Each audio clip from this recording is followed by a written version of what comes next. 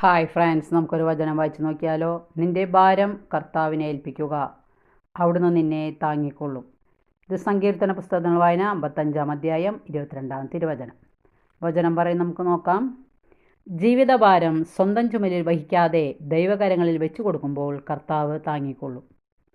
മനുഷ്യവംശത്തിൻ്റെ പാപഭാരമാകുന്ന കുരിശ് വഹിച്ചവന് നമ്മുടെ ജീവിതഭാരം ഏറ്റെടുത്ത് വഹിക്കാനും നമ്മെ സ്വതന്ത്രരാക്കുവാനും കഴിയും.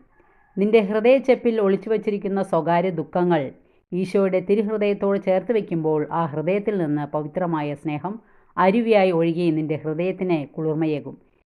ഈശോ പറയും, ശാന്തമാവുക, ഞാൻ നിന്റെ ദൈവമാണെന്നറിയുക. നാം ചെയ്യേണ്ടതൊന്നു മാത്രം, അവനിൽ വിശ്വസിക്കുക. വിശ്വാസം കൂടുമ്പോൾ ഭയം അകലും, വിശ്വാസം കുറയുമ്പോൾ ഭയം കൂടും. നിന്റെ ജീവിതത്തിൽ തമ്പുരാനെ പരിഹരിക്കാനാവാത്ത പ്രശ്നങ്ങളോ ഇടപെട്ട് ക്രമീകരിക്കാനാവാത്ത തകർച്ചകളോ ഇല്ല. നീ ഈശോയെ വിളിച്ചപേക്ഷിക്കുക. ഈശോ നമ്മുടെ പ്രാർത്ഥന കേൾക്കുന്നതാണ്. Okay, thank